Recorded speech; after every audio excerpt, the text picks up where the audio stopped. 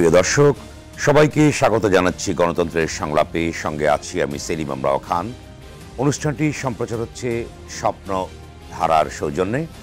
দর্শক, পতিত আওয়ামী লীগ সরকারের টানা ৩ মেয়াদে ক্রসফায়ার বা বন্দুকযুদ্ধের নামে বিনা বিচারে হত্যার শিকার হয়েছেন ১৯২৬ জন, গুম হয়েছেন ৭ শতাধিক, এখনও নিখোঁজ রয়েছেন প্রায় ২০০ জন। এর বাইরে পতিত সরকারের শেষ সময়ে ছাত্র জনতার আন্দোলনে শত শত মানুষকে গুলি করে হত্যা করা হয়েছে। অভ্যুত্থানে চলা হত্যাকাণ্ডের বিচার কাজ শুরু হয়েছে। গুমের ঘটনায় একটি কমিশন গঠন করেছে। এদিকে গতকাল সোমবার জাতিসংঘ মানবাধিকার কাউন্সিলের ভাইস প্রেসিডেন্ট নির্বাচিত হয়েছে বাংলাদেশ।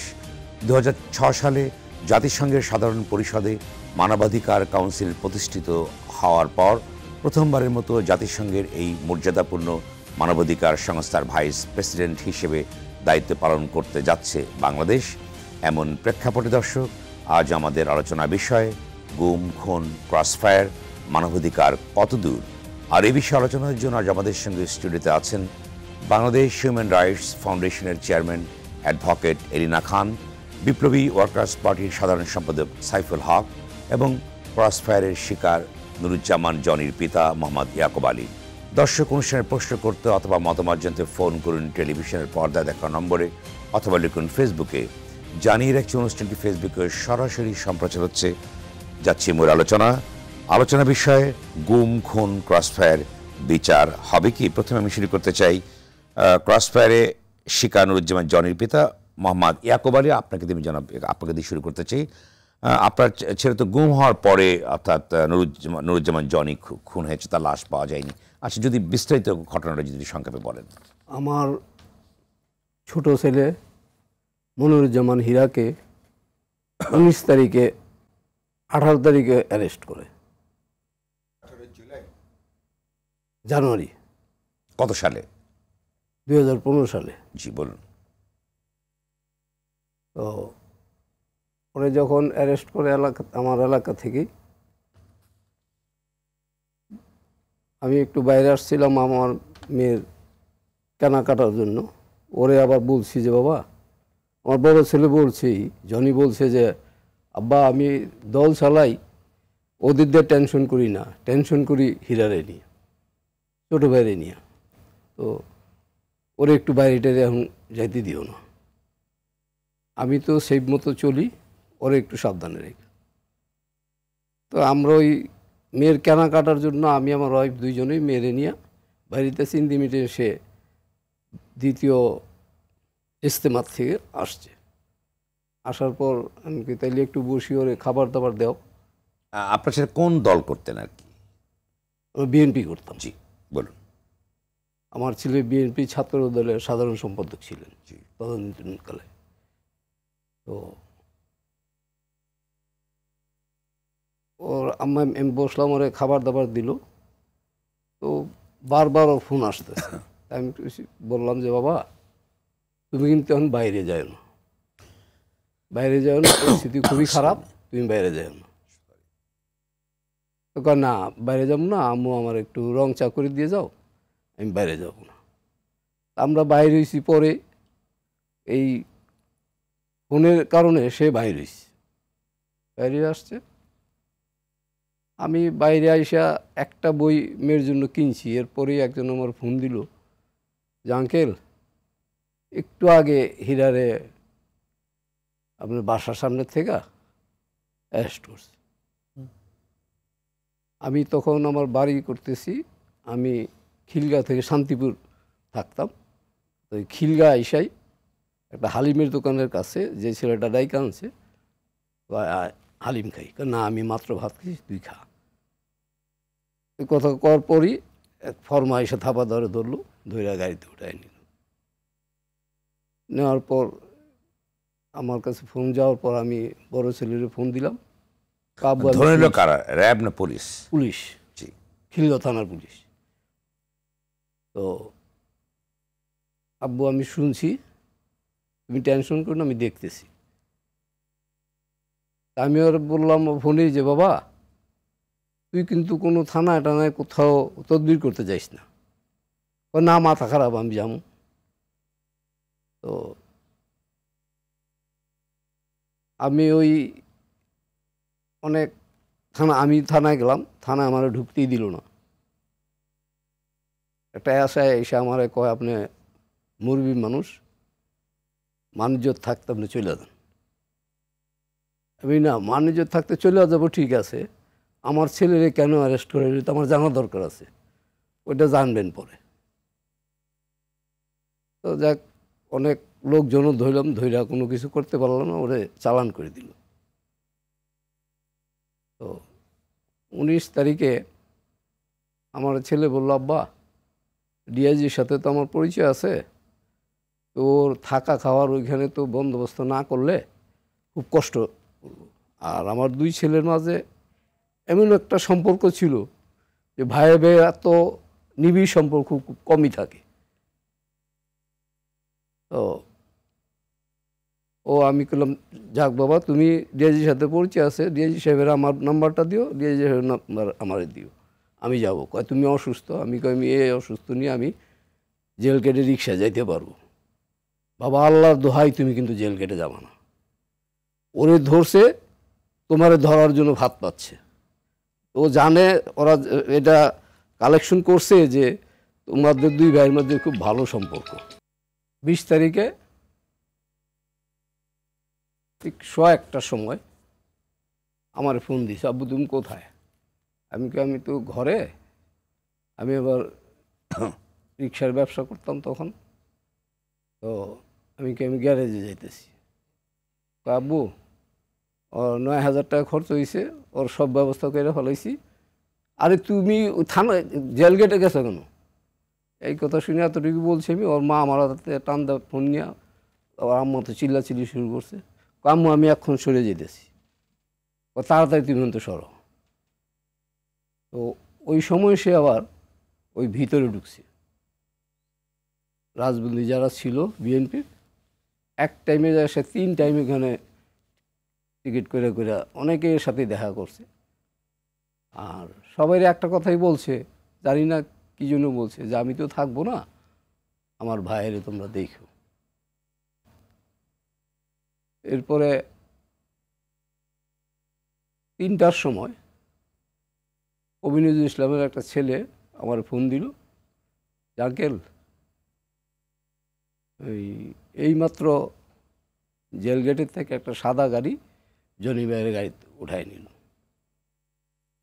তখন আমার এক বন্ধু ছিল অ্যাস্ট্রোলজার, ওর সাথে নিয়ে আমি যে যে জায়গা যাওয়ার দরকার কোথাও বাকি রাখিনি। ওর আবার যাওয়ার ছিল, সবার সাথে পরিচয় ছিল, কোথাও স্বীকার করেনি যে আমার জনির অ্যারেস্ট করছে বা এমন জায়গায় আছে।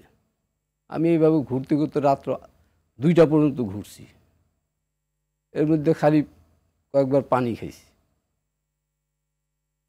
তো 2টার সময় বাসায় ফিরছি, এরা চেহারা দেখা আর আম্মু তো কইছে, তুমি তো সারাদিন কিছু খাওয়া দাওয়া করেনি। আমি খাওয়া দাওয়া, পেট তো আমার এমনি ভরে রয়েছে, আমার আর খাওয়া দাওয়া যাইবে কই করে? একটু খাও। আমি না, আমার পেটে খাবার যাবে না। আমার ছেলের কোনো হদিস করতে পারলাম না। 3টা থেকে রাত 2:30 পর্যন্ত ঘুরে আমি কোনো ছেলের হদিস করতে পারলাম না। তাও ছেলের বয়স, আব্বা একটু খানাম। ওর কথা মতন অল্প একটু খাইলাম। খাওয়ার পর রাত্র 2:30টার সময় গুলির শব্দ শুনতেছি। তো আমার ছেলের বুক, আব্বু কার মার বুক জানি খালি করতেছে। আমি মা গো, আল্লাহরে ডাক। কারণ আল্লাহরে ডাকা ছাড়া আমাদের আর কোনো উপায় নাই। এই রাত্রে কথা বলতে বলতে রাত্র শেষ হইলো, আজান দিল। আজান দেওয়ার পর আমি অজু কইরা নামাজে আসলাম। নামাজের পরে আমি ডায়াবেটিস আছে, হাঁটতাম। আমি কাপড় চোপড় পরে আসছি হাঁটার। ওই দিন গ্যারেজে চলে গেছি। তা আমার এক ড্রাইভার ছিল দিনাজপুর, ও বলে, মামা আপনি প্রত্যেক দিন তো হাঁটেন, আজকে বসে আছেন কেন? আমি, বাবার আমি হাঁটার তো ইচ্ছা ছিল, আমি কেন জানি পায়ে শক্তি পাচ্ছি, এই জন্য সাহস পাইতেছি না যাওয়ার। আমি যদি তখন যাই, আমাদের তিলপাপাড়া যে খেলার মাঠটা আছে, ওই মাঠের গেটে তারে পাই, ওইখানেই পাই। আমি আর সেদিন বাইরে নি, গ্যারেজে বসে মানে রয়েছি, মৃত অবস্থায় পেতেন মৃত ওখানে। অবস্থায় জি। পাইতাম আর কি। দেশটা মোদের বুকের ভেতর রাখা আছে। এই স্বপ্নগুলি দেশের সবচেয়ে বড় সম্পদ। আমরা বিশ্বাস করি এই স্বপ্নগুলিতেই তৈরি হবে স্বপ্নের বাংলাদেশ। স্বপ্ন ধরা, ধরনীর বুকে স্বপ্নের ঠিকানা। তো বসে রয়েছি, 8টার সময় আহাদ নামের একটা ছেলে, আমার ছেলের সাথে দল করতো, ও ফোন দিছে, আঙ্কেল আপনি কোথায়? আমি তো বাবা গ্যারেজে। আপনি গ্যারেজ তো করে যান না, আমি আসতেছি। তো আসছি বলতে আমি ঝরা দিচ্ছি, বাবা আমার জনি কোথায়, আমার জনি কোথায়? কয় আঙ্কেল আপনি এমার্জেন্সিতে যান ঢাকা মেডিকেল। আমি সাথে সাথে একটা বেবি ডাক দিয়া, ওই গ্যারেজের পাশে একটা ছেলে ছিল আর আমার এক ভাগিন আমার সাথে উঠলো। আমি ওইটা ঢাকা মেডিকেল গেলাম। যাওয়ার পর একটা টুল ছিল, টুলটা নিয়ে একটা গ্লাস ছিল, গ্লাসের মধ্যে উড়াই মারছি। আমার তো আর মাথা ঠিক নেই, কিন্তু আমার ছেলে কোথায়? একটা ছেলে অল্প বয়সের, খাতা হাতে আইসা আমার জড়ায় ধরলো, আঙ্কেল আপনি ছেলে নিবেন? আমি করতে ছেলে নিব না। তো ও গেছে, কয় আপনি শান্ত হয়ে বসেন, ভাঙচুর করেন না, আমি লাশ নিয়ে আসতেছি। 3 মিনিটে ও চলে যাওয়ার পর একটা সাংবাদিক আমার কানে কানে এসে বললো যে আঙ্কেল আল্লাহর দোহাই আপনি লাশটা এইভাবে নিয়েন না, পোস্টমর্টমের পরে নেন, ওরা কিন্তু আপনার লাশ দিয়ে দিবে এখন। এই কথা শুনে আমার ছোট ভাই ছিল পাশে, ও আমারে ধরে নিয়ে আসলো। আপনি এখানে থাকার দরকার নেই, আপনি ওই পুলিশে মারতে যান, এটা করেন সেটা করেন, হিতে বিপরীত হইতে পারে। আমি ওই টাইমে ছেলে নিয়ে আসলো, টলিতে জায়গা হয় না, 2 দিকে হাত পরে রয়েছে, পাটা টলির বাইরে চলে গেছে। আমি যে ডাকি, ও জনি বাবা, জনি একবার আমার দিকে তাকাও বাবা, আমার ছেলে তো আর কোনো সাহায্য করে না। আমি একটার পর একটা গুলিগুলো গুনলাম, 18টা গুলি করেছে আমার ছেলের বুকে, একটা গুলির দিকে। একটা মানুষকে মারার জন্য কয়টা গুলির দরকার হয় আপনারা বলেন? প্রশাসনের লোক একটা গুলি করলে যত বড় জোয়ান হোক সে পড়ে যেতে হবে। এরপরে মারার পরে আমাদের ওইদিকে এক আনিস নামের এক কাউন্সিলর আছে, ওরা বিজয় মিছিল করছে যে খিলগাঁয়ের বিএনপির বাঘ মাইনা ফেলেছি, বাঘ শেষ। তো ওই অবস্থায় আমার ছোট ভাই আমার পাঠাই দিল, এটা বেলা 10টা বাজে। এরপরে লাশ দিতে দিতে আসরের পরে দিল। আমার এলাকায় পুলিশ দিয়ে যেমন চাদর দিয়ে ঢাইকে রাখছে। আপনার বাসায় আপনি গেছেন, আইডেন্টিফাই ছাড়েনি, জল কামান টল কামান সব। মানে লাশ আপনাকে পরে পরে ফের দিয়ে দিয়েছে? লাশ, হ্যাঁ, 4টার পরে দিয়েছে। পোস্টমর্টম কি হয়েছিল? পোস্টম করেছিল। ওই আমি যে এরপরে এখানে আমি আসবো জনাব। আমি ইয়াকুব, আমি জানি আপনি অত্যন্ত ইমোশনাল হয়ে পড়েছেন, যেহেতু আপনার পুত্র আপনি শোকাহত, আমি জানি। এ পর্যায়ে আমি সাইফুল হকের কাছে যাচ্ছি। আপনি বলুন যে রাষ্ট্রের যে বিষয়টা আমরা দেখি, যে কথাগুলো ওঠে, যে রাষ্ট্র যখন অর্থাৎ দানবীয় ভূমিকা অবতীর্ণ হয়, তখন সিটিজেন নাগরিকের কী অবস্থা, কিন্তু অনেক অসংখ্য ঘটনা ঘটছে। এই বিষয়কে যদি আপনি বলেন যে কেমন হওয়া উচিত রাষ্ট্রের। জি, আপনাকে ধন্যবাদ। আমাদের জনির বাবার যে করুণ বর্ণনা, তার আসলে চোখে পানি রাখা খুব কঠিন। ওনার কথা বলার পরে কথা বলাটা মানে খুব শক্ত মনের না হলে কথা বলা খুব কঠিন। তো আজকে তো বিশ্ব মানবাধিকার দিবস, মায়ের ডাকের আজকে সরোয়ার্দী উদ্যানে যে কর্মসূচি ছিল, সেখানে এরকম সহস্রাধিক যারা গুমের শিকার হয়েছেন, খুনের শিকার হয়েছেন, এক্সট্রা জুডিশিয়াল কিলিংয়ে যারা মারা গেছেন, অসংখ্য পরিবার, এরকম করুণ একটা আর্তনাদ। তো এগুলো খুবই মর্মান্তিক, এটা বললেও কম বলা হবে। আমরা তো রাষ্ট্র গঠন করি নাগরিকদের হেফাজতের জন্য, তাদের জানমালের নিরাপত্তা তারা বিধান করবে, এটা একটা বোঝাপড়ার মধ্য দিয়ে। রাষ্ট্রের কোনো নাগরিক যদি যে কোনো অপরাধ করুক না কেন, এখানে আইনজীবী আছেন, আপনি নিশ্চয়ই আরও ভালো বলবেন। দেশে তো প্রচলিত আইন আছে, কিন্তু রাষ্ট্র নিজেই যখন পরিকল্পিতভাবে তার নাগরিকদেরকে গুম করে, হত্যা করে, সন্ত্রাস করে, যখন তাদেরকে পঙ্গু করে দেয়, তখন আমরা যে উদ্দেশ্যে রাষ্ট্র গঠন করা সেটার কিন্তু ব্যর্থ হয়ে যায়। তখন রাষ্ট্র কার্যত মানুষের আশ্রয়ের ভরসার জায়গা না হয়ে এটা পুরোপুরি একটা রিপ্রেসিভ, একটা কোয়ার্সিভ একটা অ্যাপারেটাসে, দমনমূলক, বর্বর, নির্যাতনমূলক একটা সংস্থা বা একটা প্রতিষ্ঠানে এটা পর্যবেসিত হয়। এই রাষ্ট্রের সাথে তখন আর জনগণের কোনো সম্পর্ক থাকে না। আমরা এটার ৭২ থেকে এই ধারাবাহিকতা চলছে। আপনি নিশ্চয়ই জানেন যে আমাদের প্রথম বিচার বহির্ভূত গুরুত্বপূর্ণ হত্যাকাণ্ডের শিকার কমরেড সিরাজ শিকদার। তারপর থেকে যদি দেখেন এ পর্যন্ত ৫৪ বছরে হাজার হাজার মানুষ বিনা বিচারে হত্যাকাণ্ডের শিকার হয়েছেন। আপনি একটু আগে যে পরিসংখ্যান যেটা আপনি বললেন, মাত্র গত ১৫ বছরের যে পরিসংখ্যান, ১,৯২৬ জন, ১,৯২৬ জন তারা বিচার বহির্ভূত হত্যাকাণ্ডের শিকার। ইতিমধ্যে এখনও ধরুন গত ১৫ বছরে গুম হয়েছেন কয়েকশো মানুষ, এখনো পর্যন্ত তারা কিন্তু ফিরে আসেনি। পরিবারগুলো এখন তারা কিন্তু পায়নি। তারা ২০০-র মতো আর কি যারা নিখোঁজ, আমাদের যে পরিসংখ্যান ২০০-র মতন এখনো নিখোঁজ। আপনার নিশ্চয় মনে আছে আগের পররাষ্ট্রমন্ত্রী একবার বলেছিলেন যে এখানে বলা হচ্ছে এরা গুম, কিন্তু ভূমধ্য সাগরে নৌকা ডুবিতে যারা মারা গেছে তাদেরকেও এখন গুম হিসাবে তাদেরকে বলা হচ্ছে। কি নির্মম রসিকতা ওই পরিবারগুলোর সাথে, মানুষদের সাথে, এরকম অসংখ্য ঘটনা। এবং বাহিনীগুলোকে আপনি খেয়াল করবেন, আমি আজকে সরার্দ উদ্যানের মায়ের ডাকে অনুষ্ঠানে বলেছি যে প্রতিষ্ঠানগুলো আমরা তৈরি করি আমার নিরাপত্তার জন্য, আইনানুগভাবে তারা ক্ষমতা প্রয়োগ করবে। বাস্তবে তারা মানে একটা অবৈধ একটা সরকারকে রাখতে যেয়ে তারা এরকম একটা নির্মম নিষ্ঠুরতার জায়গা নিয়েছে, যেটা মানবাধিকার লঙ্ঘন বলে কম বলা হবে, যেটা একটা বর্বর, একটা অসভ্য। কারণ কোনো নাগরিক যত অপরাধী করুক না কেন, দেশের প্রচলিত আইনে তার তো গ্রেপ্তার, চার্জশিট, বিচারের সর্বোচ্চ শাস্তিরও আইন আছে।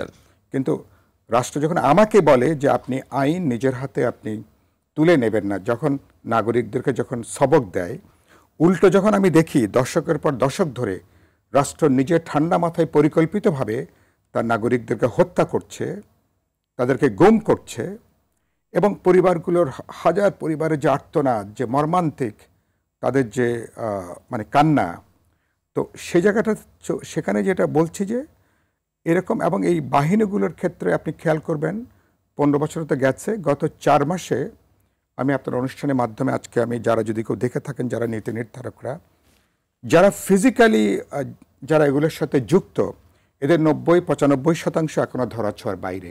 র্যাব বলি, পুলিশ বলি, গোয়েন্দা সংস্থা বলি, যারা সরাসরি ফিজিক্যালি এগুলোকে যারা অপারেশনে ছিলেন, যারা ঘটনা সংগঠিত করেছেন, তারা ৯০-৯৫% তারা ধরাছোঁয়ার বাইরে তারা। আর যারা নির্দেশ দিয়েছেন, যারা হুকুমদাতা, তারা তো অনেকে দেশের বাইরে বা তারা দেশে আছেন, নানাভাবে তারা কেউ আবার নানাভাবে পুনর্বাসিত হয়ে তারা কিন্তু আছেন। প্রথমত আমি যেটা বলতে চাই, এটা এবারকার অভ্যুত্থানের পরে একটা খুব গুরুত্বপূর্ণ কথা, যেটা রাষ্ট্র তার কোনো নাগরিককে, তার কোনো রাজনৈতিক বিশ্বাস, ধর্মীয় বিশ্বাসের জন্য কোনো নাগরিককে রাষ্ট্র তার অধিকারে কোনো বৈষম্য করার সুযোগ নেই। এভাবে গুম, খুন, ক্রসফায়ারের মধ্যে ডানার কোনো সুযোগটা নেই। আমরা ইতিমধ্যে একটা কমিশন গঠন হয়েছে গুমের ব্যাপারে। আমি জানি না এই কমিশন কিভাবে কাজ করছে, কবে নাগাদ কমিশনের এগুলো শেষ হবে, কিন্তু যেটা গুরুত্বপূর্ণ, রাষ্ট্র যেমন গতকালকে দেখলাম যে নিজের মানে অর্থাৎ সিভিলিয়ান ড্রেসে কাউকে, কোনো নাগরিককে গ্রেপ্তার করতে পারবে না। অনেক আইন আছে, কিন্তু আমি বাস্তবে দেখছি আইনের কোনো কার্যকারিতা জায়গাটা নাই। আমি যেটা খুব পরিষ্কার বলতে চাই, আমরা এরকম একটা রাষ্ট্রের জন্য আমরা মুক্তিযুদ্ধ করি না, এরকম রাষ্ট্রের জন্য আমরা দীর্ঘ গণতান্ত্রিক সংগ্রাম করিনি। এবারকার যে অভ্যুত্থানের একটা খুব গুরুত্বপূর্ণ জায়গা, যেটা প্রত্যেকটা ঘটনার বিচার করার প্রশ্ন আছে। আমার এখানে জুলাই আগস্টে যে ঠান্ডা মাথায় পরিকল্পিত গণহত্যা, মুক্তিযুদ্ধের পরে সবচেয়ে বড় গণহত্যা, 16 বছরে যে অপরাধগুলো সংগঠিত হয়েছে, গুম খুনের যে ঘটনাগুলো সংগঠিত হয়েছে, প্রতিটা ঘটনা আমি মনে করি আলাদা করে একটা উচ্চ পর্যায়ে তদন্ত কমিশন করে, যারা কোনো রাজনৈতিক পক্ষপাতের বাইরে যেয়ে তদন্ত করবে, অপরাধীদেরকে চিহ্নিত করবে, আইনের আওতায় আনবে এবং তাদেরকে আইনানুগ দৃষ্টান্তমূলক শাস্তির ব্যবস্থা করবে। রাষ্ট্র যদি এই পথে যদি হাঁটতে না পারে তাহলে কিন্তু এই রাষ্ট্রেরও কিন্তু কোনো ভবিষ্যৎ নেই। আমি বাক্যটা শেষ করি। আয়নাঘরের কথা আমরা শুনেছি, আমি আজকে বলেছি 4 মাস পার হয়েছে। আয়নাঘর সম্পর্কে এখনো সরকারের কাছ থেকে যারা সংশ্লিষ্ট, যাদের বিরুদ্ধে আঙ্গুল তোলা হয়েছে, নাগরিকরা জানেন, তাদের ব্যাপারে এ পর্যন্ত কোনো শ্বেতপত্র আমরা কিন্তু পাইনি। কিন্তু কোথায় আয়নাঘর কারা করেছে, কারা তার 2-1 জনকে গ্রেপ্তার করা হয়েছে, কিন্তু এ পর্যন্ত আমি নাগরিক হিসাবে আমি কি জানি যে আয়নাঘর কি শুধু ঢাকাতে ছিল না দেশব্যাপী ছিল, মানে কোথায় কি হয়েছে। আর এখানে রিমান্ডের নামে আপনি যাদেরকে গুম হচ্ছে তাদের পরিবারগুলো কি অসহায় অবস্থাটা, বছরের পর বছর সরকারি অফিস, পুলিশ, আদালত করে করে তারপরে যেটা যেতে হয়েছে। ভাই যে কথাটা বললেন, শুধু রাজনৈতিক বিষয়, একটা রাজনৈতিক দল করে বলে আপনি এখানে যা খুশি করবেন, আপনি যে কোনো নাগরিককে আপনি মেরে ফেলবেন, আপনি তো বিরোধী দল করে বলে যদি এটা যদি চলতে থাকে তাহলে এটা তো কোনো, এটা একটা অসভ্য বর্বর একটা এটা আফ্রিকা তো এখন এরকম একটা অবস্থাতে নাই। মানে এই আপনি বলতে চাইছেন যে অবস্থা থেকে অবশ্যই উত্তরণ দরকার। এটাকে আমরা বিদায় দেব, আমরা অনেক কিছু বিদায় দেব, তার মধ্যে এটা খুবই গুরুত্বপূর্ণ। রাজনৈতিক বিশ্বাস দল করার জন্য, মতাদর্শের জন্য কাউকে এভাবে ধরো আর মারো, আপনি এটা কিন্তু করতে পারেন না। যদি এটা করতে চান তাহলে বলে দেন যে আমার থানা পুলিশ দরকার নাই, আমার আইন আদালত দরকার নাই, আমার সংবিধান, আমরা একটা মগের মূল্যকে আমরা ফিরে যাচ্ছি, আমরা এখানে যা খুশি করব।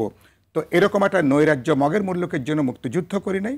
এবারকার যে আমরা ছাত্র শ্রমিক জনতার গণ অভ্যুত্থান, তার চেতনাই হচ্ছে আমরা একটা আধুনিক গণতান্ত্রিক মানবিক দায়বদ্ধ, মানুষের বিচার নিশ্চিত হবে, সুবিচার পাবে, মানুষ তার অধিকার মর্যাদা নিয়ে মানুষ বসবাস করবে। এটাই হচ্ছে এবার অভ্যুত্থানের জায়গাটা। ধন্যবাদ। আবার আসবো আপনার কাছে। অ্যাডভোকেট এলেন খান, আপনি কীভাবে, আপনি তো দীর্ঘদিন ধরে কাজ করে আসছেন, মানবাধিকার বিষয় নিয়ে কাজ করে আসছেন, এবং যেটি সাইফুল হক বললেন যে এইবারের গণ অভ্যুত্থানের লক্ষ্যই ছিল এটি মানবিক রাষ্ট্র গঠনের বিষয়টা, যেটা মানুষের অধিকার থাকবে। কিন্তু আপনি কি, অর্থাৎ গত 4 মাস হয়ে গেল সরকারের উত্তরণগুলো আপনি কি দেখছেন? ধন্যবাদ। কি অবস্থা, আমি গুণগত পরিবর্তন হচ্ছে কিনা বা কি অবস্থায় আছে? 4 মাসে হয়তো অতখানি গুণগত পরিবর্তন হবে না, মানে খুব সদ্য আসছে, কিন্তু যেটা শ্বেতপত্র ধরেন আমরা দুর্নীতির উপর যেটা পেয়েছি খুব দ্রুত পেয়েছি।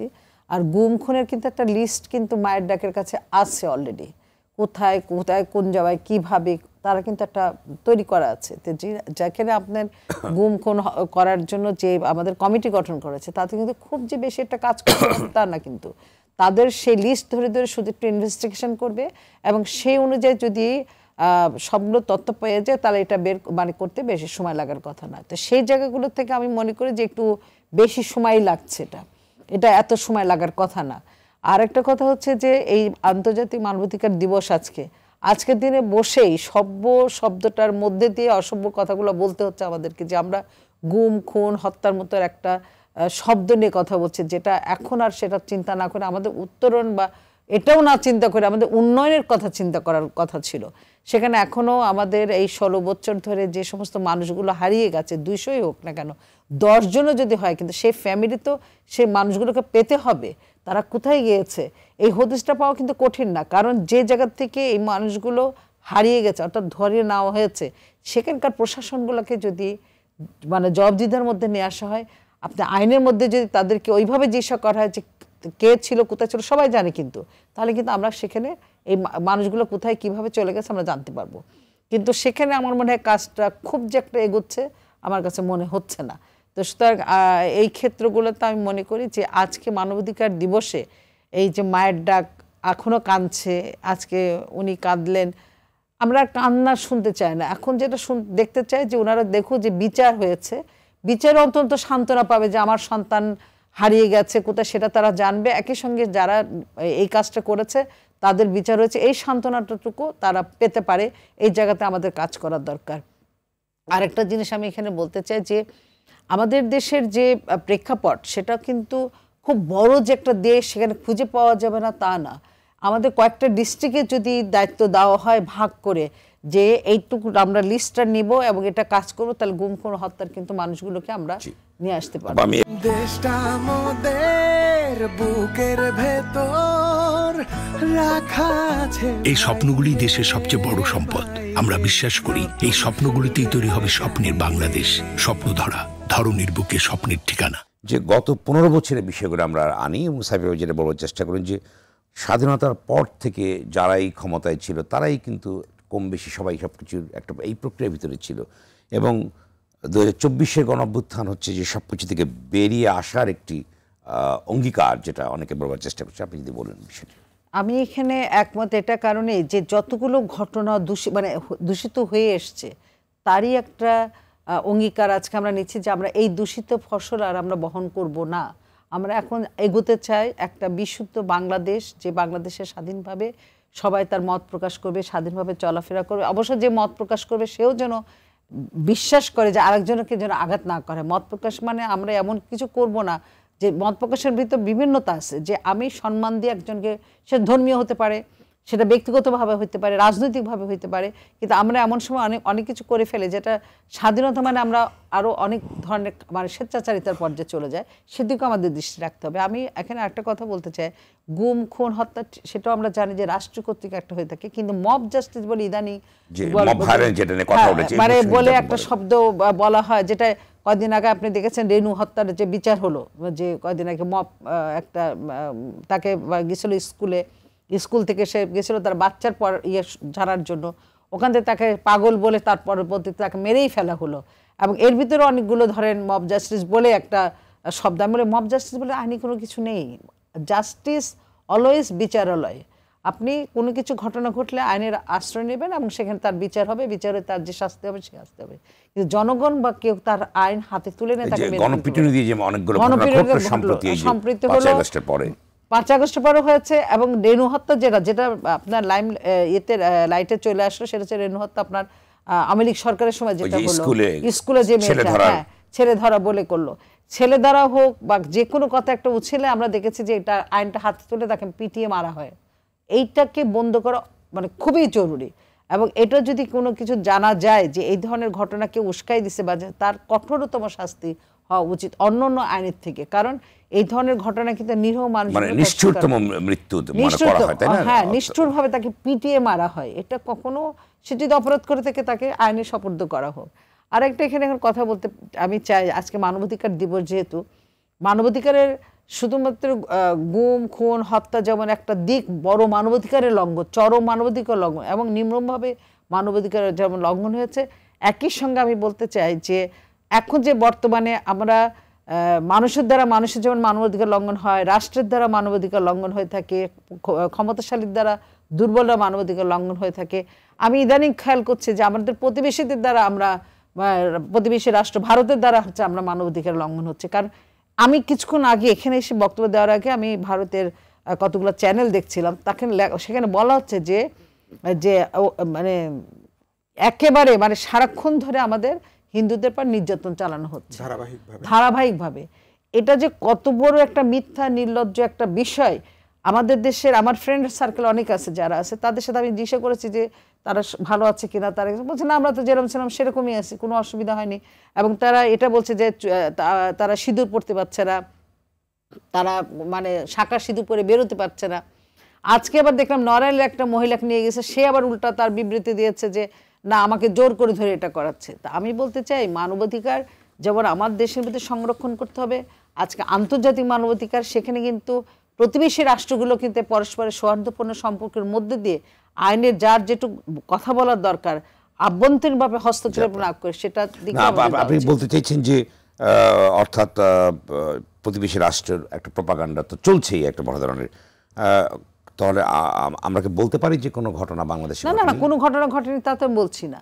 আমি বলছি ধারাবাহিক বলতে মানে আপনার 5 আগস্টের পর কিছু ঘটনা ঘটতে পারে এবং ঘটতে পারে এবং ঘটেছে, সেই ঘটনাগুলোর বিচার আমরা চাইতে পারি, যে ঘটেছে যেগুলো সেটা বিচার হোক। এবং বিচ্ছিন্নভাবে যে ঘটনা ঘটছে আসলে একটা অভ্যুত্থান হলে পারে শুধুমাত্র হিন্দু না, অনেক আওয়ামী লীগের যারা আছে তারা এফেক্টেড হয়েছে, সাধারণ মানুষ এফেক্টেড হয়েছে, আবার ব্যক্তিগত যাদের আক্রোশ ছিল তারা এফেক্টেড, মানে যে যত সুযোগ আছে সেই সুযোগগুলো গ্রহণ করেছে। তার জন্য এটার অর্থ এই না যে সংখ্যালঘুদের উপর হামলা চালানো হয়েছে, এবং সেটা অবিরামভাবে চলতেছে। মানে অবিরামভাবে চলতে থাকলে তার নিশ্চয় হয়ে গেছে, একটা হিন্দু নাই তো বাংলাদেশে, তাহলে তো শেষই হয়ে গেছে। আমি বলতে চাচ্ছি মানবাধিকারের জন্য আমরা অবশ্যই গুম খুন হত্যা যাতে আর দ্বিতীয়বার আমরা শুনতে না হয়, সেই কথাটা যখন বলতে চাই যে প্রতিবেশীর থেকে যেন আমাদের উস্কানিমূলক এমন কোনো কথা না আসে যেটা আমাদের মধ্যে এক ধরনের উস্কানিমূলক কারণে কোনো একটা অঘটন না ঘটে। ধন্যবাদ, আবার আসবো। মোহাম্মদ ইয়াকুব আলী, আপনি বলুন যে আপনার ছেলে নুরুজ্জামান 2015 সালে তিনি নিহত হয়েছেন বা গুমের পরে নিহত হয়েছেন, এখন কি অবস্থা, বিচারের প্রক্রিয়াটা কি অবস্থায় আছে? আমি এই দীর্ঘ 9 বছর খুব বুকে আশা ছিল যে একদিন আমার ছেলের বিচার হয়তো পাব। যখন 5ই আগস্ট স্বাধীন হইল, হওয়ার পর আমাকে দেশ স্বাধীন হলো, দেশ স্বাধীন হইল, তো দেশ তো স্বাধীন হচ্ছে 1971 সালে, বলেন যে মানে স্বৈরাচার স্বাধীন মুক্ত হলাম আমরা, সেটা এখন এই 5 তারিখে স্বাধীন বলে সবাই। জি জি, আমরা পূর্ণ স্বাধীন তখন পাইনি, আমরা মনে করি আর কি। ঠিক আছে, তো জি বলুন। এখন আমার ছেলের মামলার জন্য বিএনপি অফিস থেকেই ফোন করলো, তারেক সাহেবও ফোন করলো যে আপনি এখন মামলাটা করেন। মামলা করলাম। আমার খুবই দুঃখের ব্যাপার যে আমার ছেলের যে 1 নম্বর আসামি সাবের হোসেন চৌধুরী সাহেব, 5টা খুনের মামলা, 5 দিনের রিমান্ড সহ, যেদিন অ্যারেস্ট হলো পরের দিন সে কি করে জামিন পায়? এইটা আমরা কজনের বিরুদ্ধে মামলা করেছিলেন আপনি? 62 জনের নাম দিছিলাম, আরো অনেকে। এখানে কি পুলিশ কর্মকর্তা? পুলিশ কর্মকর্তা আছে। একজন অ্যারেস্ট হয়েছে, ওই যে আসাদুজ্জামান মিয়া, আচ্ছা, উনি অ্যারেস্ট হয়েছে। আরেকটা আসামি আমার এলাকার ফর্মা, পুলিশের ফর্মা ছিল, ইনফর্মার, ও ধরা পড়ছে আজিজ নামে। না, আজিজ ধরা পড়ে না, আজিজের বাবা ধরা পড়ছে, ওই আজিজের বাবাকে অ্যারেস্ট করছে। তো আমার সবচেয়ে দুঃখের ব্যাপার যে আমি খুবই আশাবাদী ছিলাম, ডক্টর ইউনূস সাহেব যখন এই অন্তর্বর্তী সরকার প্রধান হইল, যে এবার আমি বিচার আমার ছেলের পাবো, ন্যায্য বিচার। কিন্তু আমি হতাশায় পড়ে গেলাম যখন আগের দিন অ্যারেস্ট হলো, পরের দিন সে এত কিছু থাকার পরও কি করে জামিন পায়, কোন ইশারায় জামিন পায়? আপনি কি মনে করছেন যে তার সংশ্লিষ্টতা ছিল সাবের হোসেন চৌধুরী? অবশ্যই, সে তদানীন্তনকালে আমার এলাকার এমপি ছিলেন। আচ্ছা, উনার নলেজে ছাড়া তো এই খুন হইতে পারে না। সে আমার এই শুধু ছেলেকে মারেনি তো, আমার সর্বস্ব নিঃস্ব করছে। আমি একটা জায়গায় গ্যারেজ করছিলাম, ওইটাতে মামলাও করছিলাম, স্টে অর্ডার ছিল। ওইখান থেকে আমার ছেলের মারার পর আমার উচ্ছেদ করছে। উচ্ছেদ করার পর আমার 13টা গাড়ি গুম হয়ে গেছে। তো আমি তখন এই ব্যবসা হারা হয়ে গেলাম। এরপরে দেখেন আমি সব কিছু বাদ দিয়ে আমি চিন্তা করলাম যে ভাত তো খাইতে হবে। আর আমার একটা অভ্যাস ছিল, আমি সঞ্চয় করতাম না। আমার ছেলেরা যখন যা বলতো, আমার আব্বা বলতো যে তুই কি তোর ছেলেদের কি 4টাও পাইরে দিবি নাকি? আমি কি আব্বা পারলে তো আমি চেষ্টা করতাম।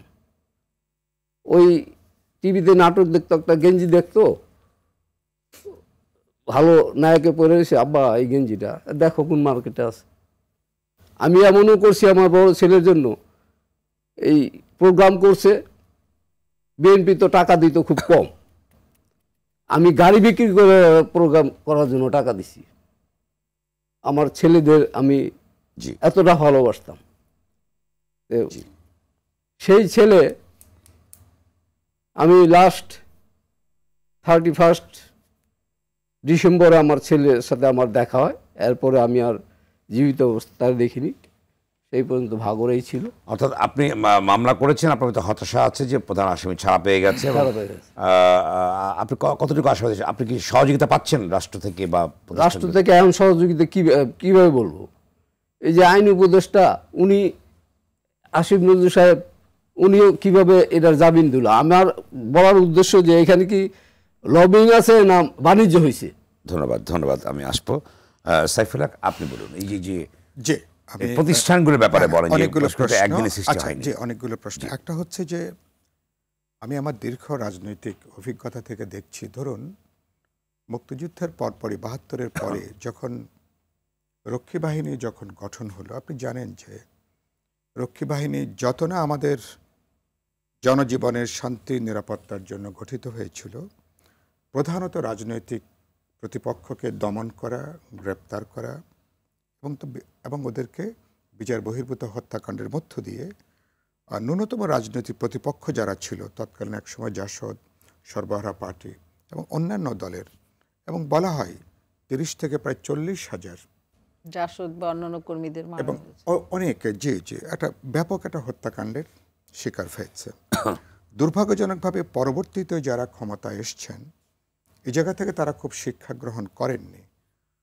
২০০১-এ বিএনপি জামাত জোট যখন ক্ষমতায় এলো, যখন র্যাব যখন গঠন হলো, আমার মনে আছে ৪ সালে তখন ব্যারিস্টার মওদুদ আহমেদ, তখন তিনি আইন মন্ত্রণের দায়িত্বে, আমি একটা অনুষ্ঠানে ছিলাম, তিনিও ছিলেন। তখন আমি ইন্দিরা রোডে থাকি।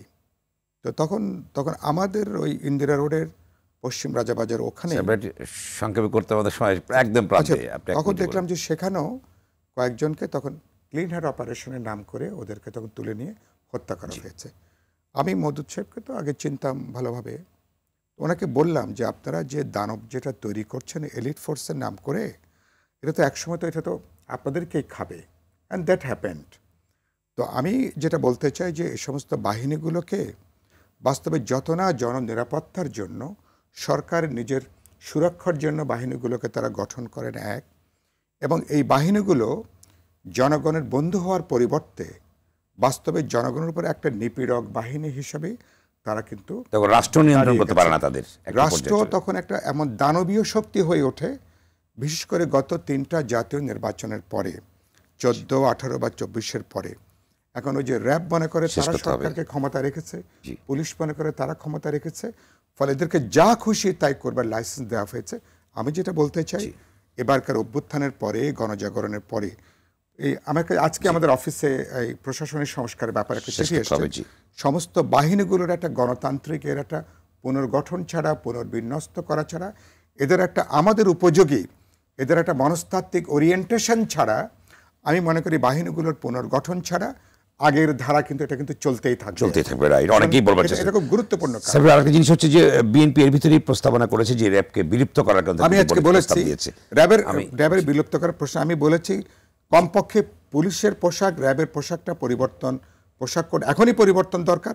মানুষ দেখলেই মানুষের একটা আতঙ্ক, একটা ভয়ের জায়গাটা তৈরি করে। জি জি, আপনি শেষ করুন। আমি শেষ করছি বলে যে প্রত্যাশা নিয়ে 5ই আগস্টের যে অভ্যুত্থানটা হয়েছে, সেটা হচ্ছে গণতন্ত্র সুশাসন প্রতিষ্ঠার ক্ষেত্রে আমার কাছে যেটা মনে হয়েছে যে আসলে জবাবদিহিতার মনিটরিং সিস্টেমটা না থাকার জন্য প্রত্যেকটা প্রতিষ্ঠান এবং সংস্কার না থাকার জন্য, দেখেন পুলিশ সংস্কার কমিশন গঠন হয়েছে অনেক আগে, আমিও তার একটা মেম্বার ছিলাম, এবং সেটা অনেকবার সব সরকার বিরোধী দল থাকলে আসলে পারে বলে যে আমরা করব, পরবর্তীতে দেখা যায় তারা করে না। তো আমি শুধু বলতে চাই যে প্রত্যেকটা প্রাতিষ্ঠানিক এতে জবাবদিহিতা মনিটরিং সিস্টেমটা স্ট্রং করতে হবে, এবং একই সঙ্গে যারা যেখানেই আছে তাদের ভবিষ্যতে যদি কোনো ঘটনা ঘটে সেটার জন্য এখনকার যারা অবস্থান করুক বা পরে অবস্থান করুক তাদেরকে জবাবদিহিতার মধ্যে নিয়ে এসে আনতে হবে, শুধু না তাদেরও বিচার ব্যবস্থার ভিতর রাখতে হবে এবং তাদের শাস্তির বিধান করতে হবে। ধন্যবাদ এলিনা খান, ধন্যবাদ আপনাদের তিনজনকে আলোচনা অংশ নেবার জন্য। দর্শক, স্বপ্ন ধরা নিবেদিত গণতন্ত্রের সংলাপ আজ এ পর্যন্তই। সঙ্গে থাকবার জন্য ধন্যবাদ সবাইকে।